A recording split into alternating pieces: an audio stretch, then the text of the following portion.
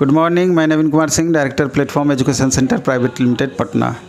NTPC CBT 2 में आप देखेंगे पोस्ट प्रेफरेंस को लेकर के लगातार स्टूडेंट में कन्फ्यूजन की स्थिति बनी रहती है और ये आप निश्चित रूप से मान करके चलिए कि बोर्ड का सिलेक्शन और पोस्ट प्रेफरेंस ये दोनों बहुत ही महत्वपूर्ण है फाइनल रिजल्ट के लिए। पोस्ट ऑफ प्रेफरेंस का ये मतलब हुआ, पहले तो ये समझना है कि पोस्ट ऑफ प्रेफरेंस का मतलब क्या होता है। जैसे कुल मिला करके 13 पोस्ट आपका ग्रेजुएट लेवल और अंडर ग्रेजुएट लेवल मिला करके आपको दिया हुआ है, कुल मिला करके 5 लेवल में उसको बांटा गया है। तो पोस्ट प्रेफरेंस का यही मतलब होता है कि जिस पोस्ट का कट ऑफ सबसे ज़्यादा जाता है, तो जनरली देखा गया है कि ग्रेजुएट लेवल और अंडर ग्रेजुएट लेवल में सबसे ज़्यादा cut off generally CA post का जाता है, कॉमर्शियल अप्रेंटिस का, और उसके बाद टीए आता है, उसके बाद आपका स्टेशन मास्टर भी हो सकता है। बोर्ड बाय बोर्ड ये वैरी कर सकता है, क्योंकि कई सारे बोर्ड में पिछले बार आप देखे होंगे कि जो टाइपिंग वाला पोस्ट था उसका कट ऑफ बहुत ज़्यादा चला गया था। तो उसका बहुत सारा वजह भी रहा है कि टाइपिंग वाला पोस्ट बोर्ड बाय बोर्ड पिछले साल वैकेंसीज बहुत कम थी और मैक्सिमम बच्चे उसको प्रेफरेंस में रखे हुए थे, इसलिए उसका कट ऑफ हाई गया था।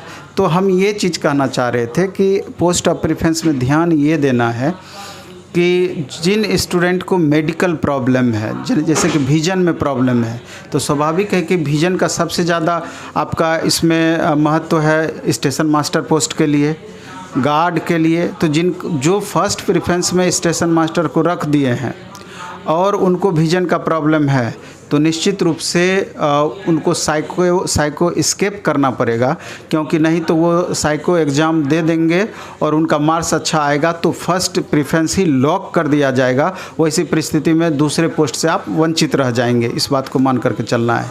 इसलिए जितना आपका विजन का एक्यूरेसी मांग रहा है कि इतना हमको विजन का लेवल चाहिए, तो अगर उसके अकॉर्डिंग है तो ठीक है, नहीं तो यहाँ पर आपको सोचने की ज़रूरत है।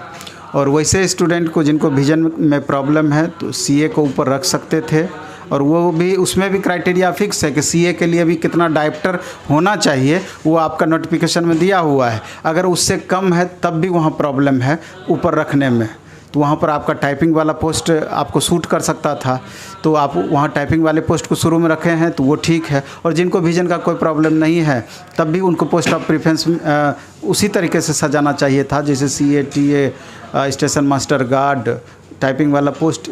क्योंकि इससे क्या होता है कि अगर आपको बहुत अच्छा पोस्ट मिलेगा, बहुत अच्छा मार्क्स आएगा तो पहला प्रेफरेंस मिलेगा, उससे कम थोड़ा आया तो दूसरा प्रेफरेंस आपको मिल सकता है, उससे कम थोड़ा अच्छा आया तो तीसरा प्रेफरेंस मिल सकता है।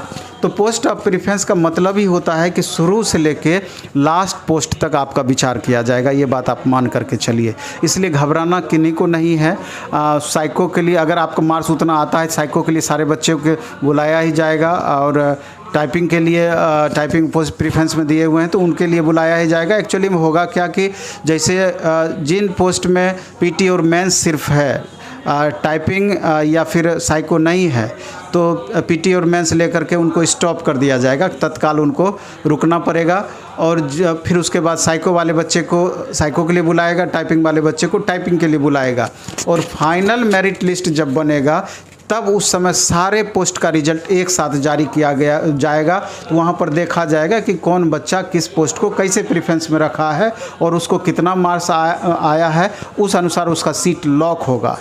तो एक आगे चल करके इसका स्पेशल हम वीडियो ही बना देंगे, एक एक चीज़ क्लियर करके वो चीज़ आपका ज्ञात हो जाएगा। हम ये चीज़ कहना चाह रहे थे कि सीबीटी 2 का अगर आगे आपको एग्ज़ाम देना है तो ये मान करके चलना है कि बोर्ड तो महत्वपूर्ण आपके लिए रहेगा ही, क्योंकि पिछला अगर अनुभव आप देखेंगे तो जिस बोर्ड में नंबर ऑफ़ वैकेंसी ज़्यादा था पिछले बार, जैसे इलाहाबाद हो गया, कोलकाता हो गया, मुंबई हो गया, चंडीगढ़ हो गया, तो ऐसे बोर्ड में बच्चे भी ज़्यादा थे, सीट भी ज़्यादा थी और कट ऑफ भी बिल्कुल हाई गया था। और जहाँ मिनिमम सीट था तो वहाँ थोड़ा सा उलट पुलट रहा है, और उसके हिसाब से वहाँ पर कंपटीशन भी बनिस्पत कम था। जैसे सिलीगुड़ी हुआ, गुवाहाटी हुआ, मालदा हुआ, पटना हुआ, मुजफ्फरपुर हुआ।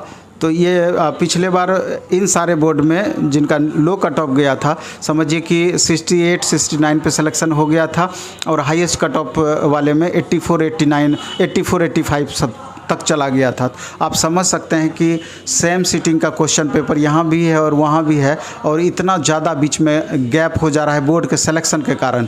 तो अब जो बच्चे मान लीजिए कि गुवाहाटी जाते जाते लास्ट में इलाहाबाद टप गए होंगे, सिलीगुड़ी जाते जाते कोलकाता चले गए होंगे और उनका 80 नंबर आया, 84 कट ऑफ गया, तो कितना ज़्यादा उनको अफसोस रहा होगा कि वहाँ 68 पर ही सिलेक्शन हो गया जहाँ हम जाने वाले थे, लेकिन दूसरे जगह जाकर 80 में भी हमारा रिजल्ट नहीं हुआ। तो ये एक महत्वपूर्ण चीज़ है, लेकिन अब उसको लेकर के टेंशन नहीं लेना है। अब ये चीज़ करना है कि जो भी बोर्ड आप सेलेक्ट किए हैं, मतलब उससे नहीं है, मतलब इससे है कि 120 में से 100 प्लस मार्क्स हम कैसे लाएंगे। अगर 100 प्लस का आप टारगेट रखिएगा तो ही जा कर के आपका 95-90 तक आकर के टिकेगा।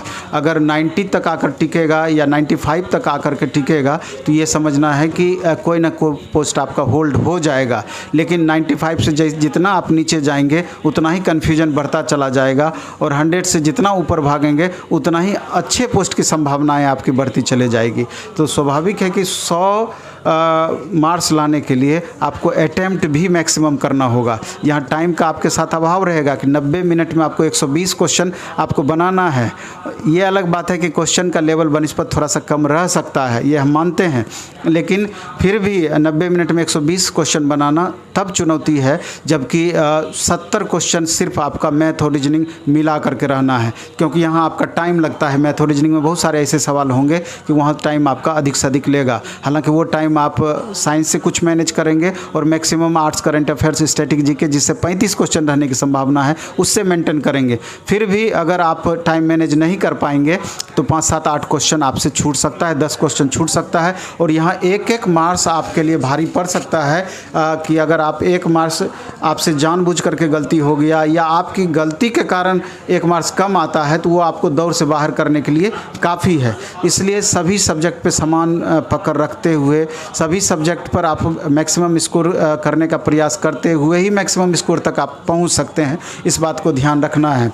और दूसरी बातें ये भी है कि हम ये कहना चाह रहे थे कि प्रैक्टिस आपको मैक्सिमम करना है, तभी जाकर के मैक्सिमम आप क्वेश्चन बना पाएंगे, सॉल्व कर पाएंगे। तो मैक्सिमम प्रैक्टिस 2 तरीके से हो सकता है। अभी हम लगातार हर वीडियो में इसकी चर्चा करते हैं कि एक तो सब्जेक्ट वाइज आप प्रैक्टिस कीजिए और वो भी लिमिट टाइम में। जैसे हम ही आपको फिक्स कर दिए थे ऑनलाइन जो अभी हमारा चल रहा है और ऑफलाइन भी हमारा ये चल रहा है कि 25 मिनट में 35 क्वेश्चन रीजनिंग का आपको सॉल्व करना है। घर पर भी आप इसका रह करके, अगर आप नहीं आ सकते हैं, नहीं हमारा सेवा ले सकते हैं, तो घर पर भी ये चीज़ आप अभ्यास करिए। और 30 मिनट में 35 क्वेश्चन मैथ पे आपको देना है। इसके अलावा 15 मिनट में 35 question static GK, current affairs और 8 सब्जेक्ट में देना है। और चूँकि आपका 12 से 15 क्वेश्चन ही साइंस का पूछेगा, हालांकि ये अलग बात है कि हम 25 क्वेश्चन का साइंस का प्रैक्टिस करा रहे हैं, क्योंकि अधिक क्वेश्चन साइंस का प्रैक्टिस कर लीजिएगा तो ग्रुप डी में भी काम कर जाएगा। चूँकि 70-80% लड़के ग्रुप डी में कॉमन है, तो वहाँ 20 मिनट में 25 क्वेश्चन हम साइंस का दिए हैं। और सारे क्वेश्चंस का टेस्ट के तुरंत बाद सॉल्यूशन भी हम करवा देते हैं, जिससे कि आपका उसका कंसेप्ट क्लियर हो जाता है पूरी तरीके से कि जो क्वेश्चन आप गलत किए हैं तो आगे से वो गलती होने की संभावना नहीं रहेगी। और आप भी अगर घर में ईमानदारी पूर्वक प्रैक्टिस करते हैं, जो क्वेश्चन आपसे नहीं बनेगा तो उसका सॉल्यूशन और उसका डिटेल एक्सप्लेनेशन जरूर देखने का प्रयास करेंगे। और आपका ये कोशिश जरूर रहना चाहिए कि जो क्वेश्चन हमसे गलत हुआ, दूसरे सेट में अगर इस तरह का क्वेश्चन हमको मिलता है, चाहे वो मैथ का हो या रीजनिंग का हो या साइंस का हो, आगे वो क्वेश्चन हमसे गलती ना हो। अगर ऐसा कर पाते हैं तो धीरे धीरे करके स्कोर आपका लगातार बढ़ते चला जाएगा। और इसके बाद सप्ताह में कम से कम 2 या 3 टेस्ट आप फुल सिलेबस का दीजिए। उससे ये जो सब्जेक्ट वाइज टेस्ट करेंगे उसका प्रभाव उस पर देखने को मिलेगा कि ओवरऑल आपका क्या स्कोर रह पाता है। और इसमें भी पहले आप मैक्सिमम अटैम्प्ट करके एक बार देखिए कि मैक्सिमम अगर हम अटैम्प्ट लेते हैं तो फाइनली निगेटिव काट के हमारा कितना मार्क्स आ पाता है। और दूसरा कि एग्जैक्ट अटैम्प्ट लेकर के देखिए कि जितना हम क्वेश्चन जान रहे हैं उतना पर ही अटैम्प्ट लेते हैं तो हमारा स्कोर क्या रह पाता है।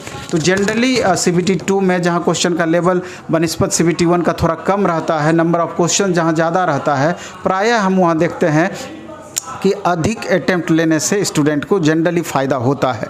हालांकि ये पर्सन टू पर्सन वैरी कर सकता है, कोई ज़रूरी नहीं है कि सबके लिए ये नियम लागू करता है, लेकिन ये प्रैक्टिकल आप अभी से प्रैक्टिकल अनुभव इसका आप कर सकते हैं सेट बनाने के दरमियान। और मैक्सिमम, क्योंकि 3 अगर गलत होता है तो 1 मार्क्स हमारा कटेगा। 3 में 1 सही हो गया तो वो हमारा बराबर कर देगा। अगर 3 में 2 क्वेश्चन हमारा सही हो गया तो हमको प्लस में लेकर के चला जाएगा। तो यहाँ पर आपको बेनिफिट मिल जाएगा। और 120 क्वेश्चन, चूँकि क्वेश्चन का लेवल बिलो थोड़ा सा रहना है, तो वहाँ पर आप देखेंगे कि 2-4 ही ऐसा क्वेश्चन मिलेगा, 2-4-5 क्वेश्चन ऐसा मिलेगा जो आपसे बिल्कुल नया रहेगा, पूरी तरीके से जो नहीं बनने वाला रहेगा। लेकिन मैक्सिमम क्वेश्चन अगर आपका कन्फ्यूजन भी होगा तो 50-50 का कन्फ्यूजन आपको हो सकता है। और जहाँ 50-50 का कन्फ्यूजन होगा तो वहाँ पर आप एक्स्ट्रा अटैम्प्ट ले सकते हैं, उसमें मैक्सिमम संभावना सही होने की भी बनी रहेगी। इसलिए ऐसा शुरू से ही आपको प्रयोग करके चलना चाहिए, और ऐसा अगर आप प्रयोग कर पाते हैं तो हमको लगता है कि इसका बेनिफिट आपको मिल जाएगा। तो ये सब छोटा छोटा चीज़ करके आप मैक्सिमम स्कोर करना संभव है। और CBT 2 का अच्छे से आप करेंगे तो ग्रुप डी के लिए बिल्कुल भी अलग से करने की ज़रूरत नहीं है।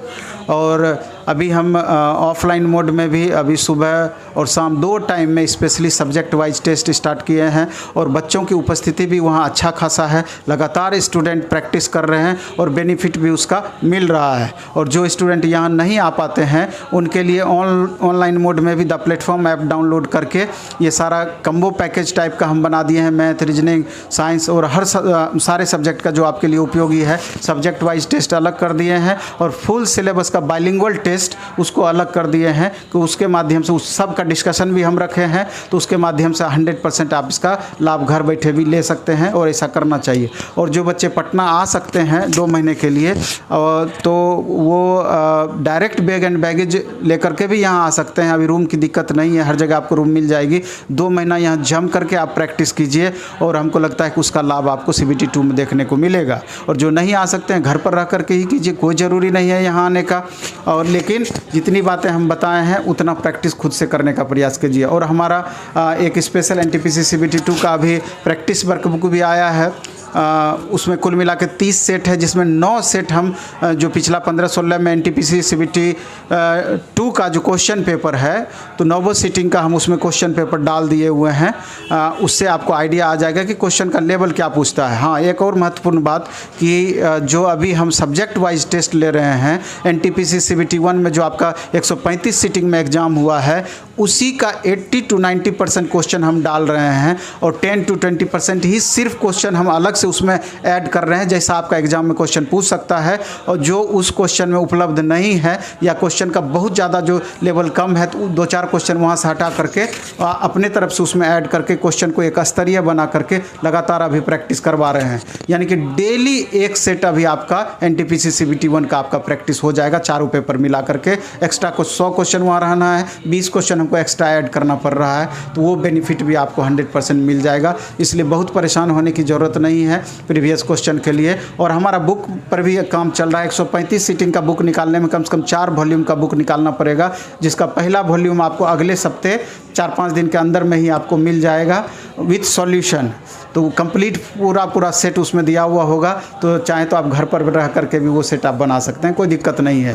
तो चलिए, इस वीडियो में हम इतना ही रखेंगे, और कोशिश करना है कि हर छोटी छोटी बात को ध्यान दे करके मैक्सिमम 100+ स्कोर का टारगेट आपको रख करके चलना है। और 2 महीने का समय मैक्सिमम मिल सकता है आपका। 25 से 30 दिन में संभवतः एक पहला चरण का रिजल्ट दे सकता है, और उसके 1 महीने के बाद एग्ज़ाम ले सकता है, और उसके बाद ही ज़्यादा उम्मीद है कि ग्रुप डी का एग्ज़ाम होगा। तो देख लीजिए, और एकदम पूरा दिन रात एक करके पूरी तरीके से लग जाइए, क्योंकि वैकेंसी का जो पोजीशन आप देख ही रहे हैं, लगातार स्टेशन बेचा जा रहा है, ट्रेन को प्राइवेट सेक्टर को दिया जा रहा है, और भी बहुत सारे तब्दीली हो जा रहे हैं। PSUs को तेज़ी से निजीकरण किया जा रहा है। तो आगे आने वाले दिन में बनिस्पत वैकेंसी कम हो सकती है, ऐसी एक संभावना है। इसलिए जो वैकेंसी अभी आपके सामने है, 10 घंटा, 8 घंटा, 12 घंटा का रूटीन बनाइए, और कोशिश कीजिए कि इसको रिजल्ट में निश्चित रूप से आप कन्वर्ट कर पाएँ। और असंभव कुछ भी नहीं है।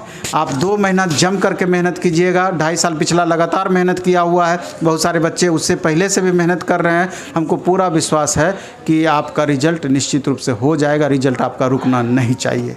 धन्यवाद, बेस्ट ऑफ लक। धन्यवाद।